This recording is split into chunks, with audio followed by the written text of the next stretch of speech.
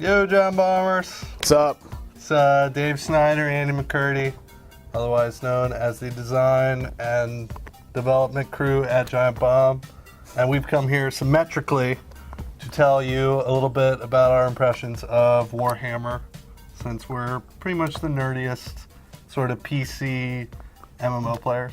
Yeah. So, how did you start? Like, tell me, like, we're going into Warhammer. We decided, let's do Warhammer for a little bit. We came to do it because... So what kind of impressions? So, like, you know, I started off playing Meridian 59 back in the mid-90s. Played some Ultima Online, EverQuest, Asheron's Call, Dark Age of Camelot, which is the preceding game from Dayak. Yeah, preceding Warhammer from Mythic.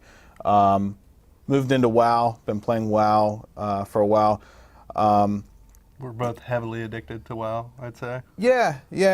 You know, I focus more on the PvP aspect. Dave focuses a little more on the PvE aspect. I throw mad heals like this in my awesomely equipped epic character that I have to talk on Ventrilo with 25 people, and you talk to like one dude. Yeah, you right. know, I like 2v2, Yeah. 3v3 arena, Right. and you know, that's pretty much my whole WoW time. So we're now joining forces. We've decided to try Warhammer. Yeah. Got some buddies who Yep. play, and we tried it out last night. We purchased the game after pre-purchasing and not really getting anything out of the pre-purchase, right? Yeah, I entered my beta code. I couldn't find the ring or whatever I'm supposed to get. I have no idea like how I'm supposed to get that bonus. My number one grief would say the account management system is not very polished. You have like two separate ones. Yeah, You've got the yeah. EA Mythic one, and then you've got like you had a separate pre-order one which didn't really work. Yeah. At least we didn't get it to work. Yeah. I didn't get it to work either. So we missed our mad dagger of epic loot stealing or something. Well, it was only useful to you. It's PvE only. Right. So, you know, it's not like I'm ever going to use it. So we logged in and we ended up randomly on the wrong server. Jeff wanted us to join some server, but it was like a PvE server, even though he's telling us it's not a PvE server, it's PvE. Yeah, There's at least a it's choice the for core a rule cooler set. server, yeah. It's the core rule set, and so we decided to go open our VR. So I think we're on Hawkland. I think it's a server. Hawkland? Yeah. Hawkland? Hawkland. Yeah, so Land of Hawks. we rolled up a couple little green Fish of guys. some sort. Yeah. The goblin characters. Goblins. We went with goblins. We decided to go evil because normally the quests are more fun when you're evil. Yeah, you get to kick dwarves off of, and put dwarves in a barrel and then kick them off of a, castle. Take people's wall. heads and put them on spikes. Yeah, it was kind of fun. That was something I did like. I mean, I liked the game in the beginning at least. The early quests seem pretty decent compared to like World of Warcraft. Yeah. Did you say like just the initial experience, where to go, I think all that kind of stuff? I think the biggest difference though is WoW kind of uses the initial quests as a tutorial system for people who aren't into the MMO genre at all. Like, one of the first quests you get in WoW is, here, take this note to the trainer of your class. Right. Whereas in this game, like, you have to actually seek out the trainer of your class without any sort of... but it's not that hard because he's got a big-ass icon, like, right on it, which I liked. It's like, I just walked up to him, I saw this guy with an icon. It's like, oh, here's my class trainer. It's pretty simple. Yeah, but would you know that if you weren't an MMO gamer? I have no idea. What I did like, though, is that the map system for this game, it actually highlights, it makes it a little easier, and I don't know whether or not that's good or bad, but it's like, go kill 10 dwarves, like over here. Yeah, it makes and a little highlight, like it highlights the map that looks like a big, huge birthmark on your map or something, like this big red thing. Yeah, I noticed that as well. Yeah. I like that. The group quest stuff we liked. The public quest system, Yes. I thought that was... Very good idea. Yes, First mad time I've props on seen that. in the MMO. Basically, they'll have like this, you'll be walking through an area randomly and it'll say, well, there's a public quest going on, and it's like you're automatically joined in it, which is great because most of the times you have to take action. But here it's like, as long as you're in the area, you can take part of this public quest. And it seems that most people, at least in the beginning stage, they tend to do it. Yeah. Right. Well, it's kind of painfully obvious that something interesting is going on. There's this, 10 or 15-foot giant throwing this boulder at right. a castle. You want to explain like how the loot stuff works? Because I thought that was kind of cool. So the loot for the public quest system, I guess everyone who participates in it gets a certain participation level. Participation like score. Basically, and then that affects your roll. You get bonuses to your roll, and then the top X people. so if you heal more, or you like pick up the treasure things or something more, or you kill more enemies than the other people around you, you get like a score that gets then rolled into a into a random roll, yeah. So you get kind of a padded value. So you've got like 20 people in this public quest, and then at the end of it, if you beat everything out, it'll drop like a big treasure chest, and then everybody gets to, it automatically does a roll, and it decides who gets the loot. And of course, as usual, you're the lucky bastard who always gets stuff. Yeah, what was I'll up have with a that higher last night? score. I have no idea. It's like I'll be like second on the list and roll like a 3, and you'll be down on the list. And did you get anything good out of it though? I got 2 green items. Like So green's like green. That's the one thing I did like a lot about it. If you're coming from WoW, the reason you'll like this game is all the slash commands are the same. All the coloring systems are the same. A lot of like the UI stuff is the same. It seems like it's not as polished, but it seems like at least it was more polished than probably when WoW started. But it's definitely probably like a year back as far as where WoW is now. If you're looking to like customize your UI in any way, like there are no add-ons yet. There's nothing like that. You can gripe about your key command stuff. The most horrible thing that I found in this game so far is the key binding interface. Instead of grouping different keys together, like forwards, backwards, left, right, into a movement command group, they just list out all of the available commands alphabetically. So you have like backwards up on page 1, and then like on page 4 you get forwards.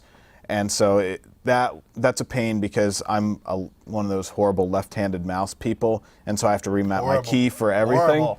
Yeah, so it took me like 10 minutes to set up my keys to find them all, while he's just sitting there waiting for me at the level 1 noob zone. So I'm skipping ahead. He was gone for like 50 minutes. I'm like, well, I'm not just gonna sit around. I'm going. Well, that's why you rolled so low on the chest. Yeah. Karma. Yeah, just bad karma. That's right. Yeah. That's right. So, just main combat stuff. Were you okay with that? I didn't like the spell effects. I thought the spell effects looked like half baked. They looked very much like Dayox spell effects, and Dayox were just horrible. Dark tendrils or here's some weird goo crap that's being sent out. So I was playing a squig herder, like seems like a hunter class from WoW, and the abilities that I was using were, I don't know, they're kind of lame so far. It's just like overpowered arrow shot Overpowered, yeah. Or whatever. I mean, we're not far enough in to know, but it seems like it's the usual. Yeah, all I was doing though is hitting like one button the whole time. Right. It seemed very hard to die. Which is probably pretty good for an early starter. I think the only time you died is when you fell off the cliff. Yes, I did. I thought I could, silly me, I thought I could jump in some water, and it's like a big, huge thing. So, I'm doing my best, like Last Mohicans, jump, and apparently you just can't fall into water. Either that, or maybe it was very shallow water. I don't know. Or maybe because I took the ramp. Like as soon as we touch like nice water or something, it's like jumping in through a Brita filter or something. Yeah. So I don't know, but we think we're at least gonna give it a shot. Yeah. I definitely plan on playing right now. Though, what's your gut saying? Is it saying like we're gonna be playing Wrath of the Lich King in November, or? Well, I think by the time Wrath comes out, we'll have enough experience with Warhammer to know exactly what we want to play. I think Wrath is going to be, it's easy to have expectations for Wrath and know what you're kind of going to get. It's just going to be more of the same. And you're in the beta for that too, right? Yeah, I've been playing beta for Wrath of the Lich King for a month or so now. So, Mostly I'm just looking for something. I like that it's the same but different. I just kind of need like different world to explore. That's kind of like what I like about these games. So right now I'm just having fun, like going around the world, and then we'll see where we're at, maybe in like a week or so, where we're getting some more abilities and stuff like that. One thing I would like in an MMO, if you're making an MMO, put some abilities in your game so then I know this stuff offhand before, like, I don't want to jump into this like little weak character that I have to spend like 3 days to get up to being a not so weak character. Give me some, like, in the beginning, give me like some awesome abilities. So you want to play Darth Vader at the beginning of Force Unleashed? Yes. It's basically what it comes down to. I would like to start off, I don't want it like Guild War-y where like you get it forever, you know, like you can just roll that thing, but I'd at least like to know what the later game's going to be like before I invest 70 hours or how long did it take us to get WoW characters? It took me 14 days to get to. Yeah. I mean, 14 days. Yeah. That's a year. Yeah. Well, you also played healing the whole time too. All right. So that's about it. Maybe we'll check in later with you guys, tell us what's up. Yeah. Definitely looking forward to it. Come to Hawkland. Yeah, look up Squids and Cedric. Oh no. Bleep that out. See you guys. Later.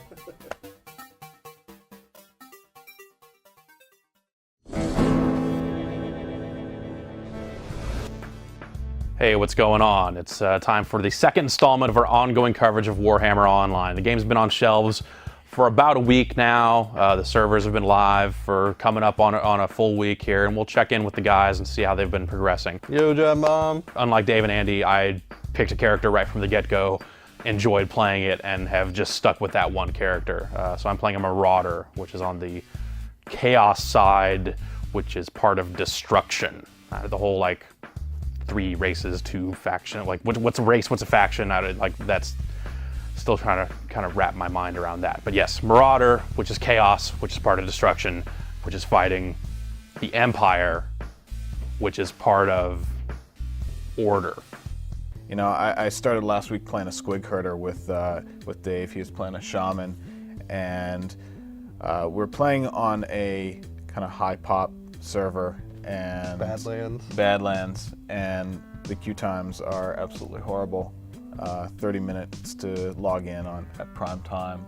And so I got kind of frustrated with that. I decided, well, you know, I'm going to go over to another server with a couple other friends and say, you know, hey to them, roll up a different character over there. So I rolled a Magus over there. Is it Magus or Magus? I don't know. I'm going to call it Magus. Just dude on a desk. That's what I'd call it. Like the annoying dude on a desk. And then a buddy came over the weekend and rolled a Black Orc on my account. He's thinking about playing as well. So basically, you have just re-rolled like 5 characters at this point? 4. What's your highest character? I think the level 7 Squig Herder. Which I would call pathetic. When I started the game, I started on Badlands. Apparently, it was where all the cool kids were hanging out. And immediately after the game launched, they hit huge population crunches, and Badlands had a server queue of about half an hour. I didn't want to wait half an hour to play the game, and Mythic had a kind of a good idea, I guess. They took all the characters from these high population servers, there were like 4 or 5 of them that had this problem, and just cloned all the characters to new servers. So like Badlands got cloned to Mordheim and so on and so forth.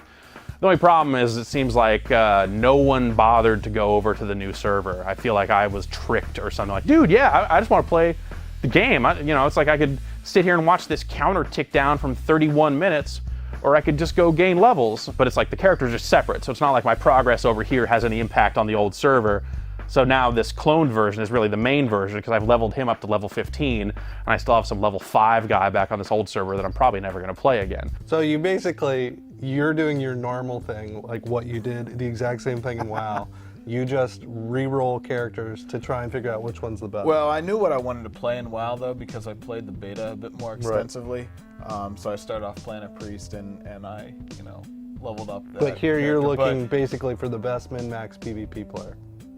I'm looking for one that I feel that I can compete with, you know, very effectively, yes. I really don't like fighting other players in most games, especially like the whole PvP server thing of I'm over here trying to do quests, someone's going to camp that area for the next 2 hours because they feel like it. Like, that's not a good game experience. And that's largely because I play these games pretty much alone. I don't really grasp yet what kind of RVR they're actually going for. Like, is it all instance-based in these scenarios, or are there a lot of open world objectives like there were in Dayak, where you had all these, you know, open realms that people just fought over constantly and had like large Zerg fights? I've seen some open world stuff, and it looks kind of cool. The things that I like about it is that they're trying to put quests within, like PvE quests, within these open world realm versus realm areas. There's also kind of open world contested PvP areas where people are trying to gain control of a capture point. You know, it's like straight up, you know, Unreal, you know, first person shooter style, where it's like, I'm gonna stand near this flag, and the longer I do that, the further this bar will fill up until our side controls it.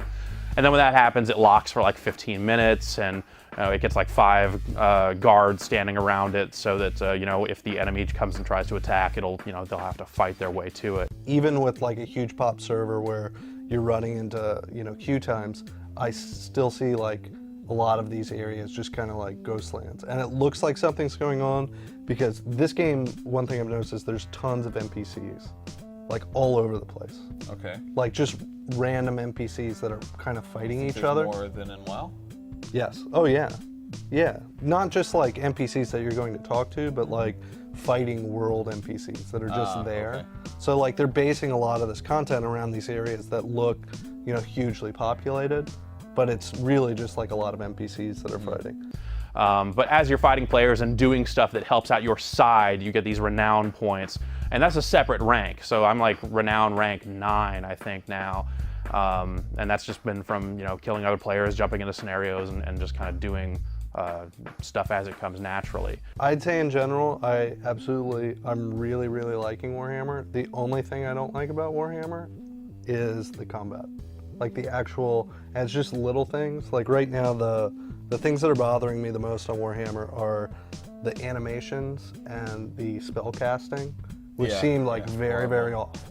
Yeah. Like not like, I mean, it's just... They're pretty bad. The casting bar doesn't seem to have anything to do with like the actual like animations that you're doing. So like your eye can't really adjust. You know, it's hard to judge a game, you know, on, you know, Warcraft and like this 4-year-old system that they've like really, really tweaked. But right now, like that's the biggest problem that I have.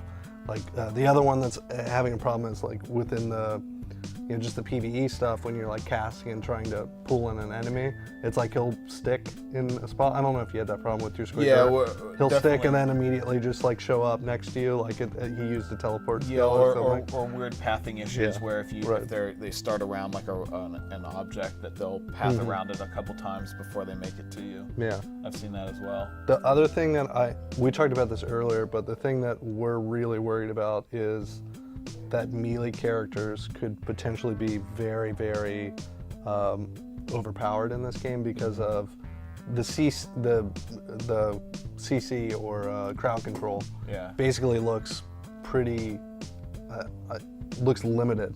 Yeah, it seems like there's some roots and some snares, but from what I read, that the characters will eventually build up immunity to those. I've started seeing them, but the things that I've seen is that they're mostly morale. I mean, not mostly, but at least the ones that I can use for a shaman until like real late in the game are morale abilities, which means that it's something that I can really only use every 60 seconds and like in the middle of like some huge fight. Right. Which means 60 seconds is a long time in a PvP match. Yeah. So I'm really worried. Like I've got AoEs and I've got a lot of HOTs, you know, so I'm fine. Heal over time and, you know, damage over time, dots and stuff.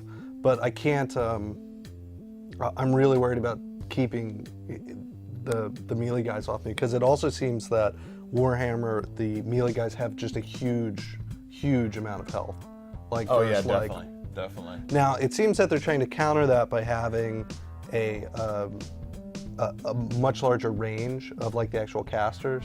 Like it seems the actual range, you can throw whatever Yeah, your probably direct 4 or damage 5 spells. off by the time Yeah, the but melee gets to you. I mean, it's really far away. And it seems that the nice thing that I've seen is that in some of the actual, what are their battlegrounds called? I can't even remember. The scenarios, yeah. The scenarios, they've actually like tailored the maps to account for that. So like the greenskin one, it's like the Battle of Ekrind or whatever. It'll have like exactly the range of a spell is exactly the range of that gap between. Yeah. So like, you're throwing and you can easily move back and forth, and that's how they counter melee characters. But I don't see how you would do that, in like open world type stuff. It kind of worries me a little bit. So the game has this tome of knowledge thing, and it's it seems like it's the design, so it's a cross between two things. Like in my mind, it's very clearly the encyclopedia from Viva Pinata, because it gives you like the storyline of the game. Like as you would play Viva Pinata, it would unlock additional chapters, and the same thing happens here, only it's just like, written about Warhammer or something. And it tells you pretty much exactly what's going on. It's like, here are all the creatures you've encountered, here's how many you've killed, here are the achievements you've done for killing them, and all this kind of data about your experience with the game that kind of fills out and completes as you play, like just like Viva Pinata.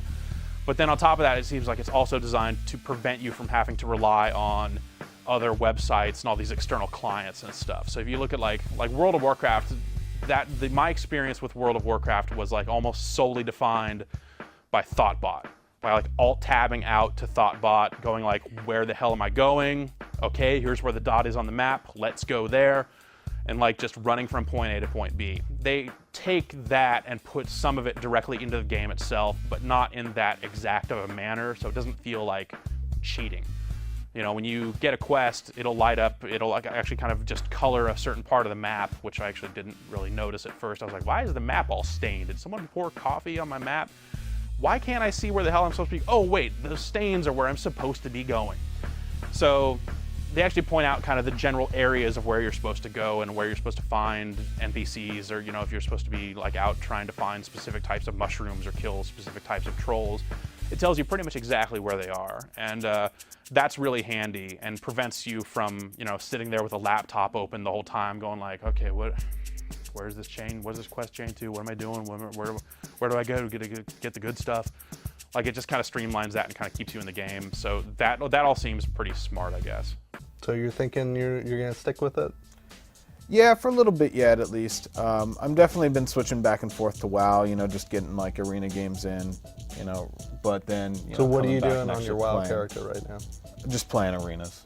So are you back in gladiator gear, or are you? Oh yeah, full gladiator. Oh yeah. Top, 0.5% of players in the world or something, but you're fine. Yeah. Oh yeah. The question I keep having now is like, am I gonna stick with Warhammer? And I think back to, I've played 4 or 5 MMOs here and there, and obviously the one I spent the most time with was World of Warcraft. But even with that, it was like eventually I got to a point where I'm like, I just can't play this anymore because I can't progress in the method that I can't play the way I like to play and still really have a meaningful experience and still kind of progress in a meaningful way. Obviously, World of Warcraft has changed a lot since then, so a lot of the things I'm liking about Warhammer, I get the impression are things that were added to World of Warcraft after I stopped playing. But that said, like it's a good launch. It's a game that works. It's a game that's fun. I'm into the world, even if I don't necessarily understand where Warhammer comes from or really necessarily care about where Warhammer came from. But it's kind of fun to watch things develop and fun to kind of see where all these different chapters and stuff are leading. And I think I'm going to stick with it, at least for the foreseeable future. But, I think I'll eventually probably hit a wall just like I did with World of Warcraft and be like, all right, yeah, this game was fun, but I'm not going to like sit here and grind it out for the rest of my life. That's basically our impressions for, week 2 of Warhammer. Yeah. Probably by next week we'll have some, comments on a lot of the more, mature abilities. Maybe you'll roll like 7 more characters. Yeah. I think I'm gonna roll a Disciple of Cain actually and try that class out, and then pick from one of those 4. Yeah. All right. I'll So in a week we should have some more for you, and hope everybody else is having fun out there. We are. Yeah. See you guys. Absolutely. Later.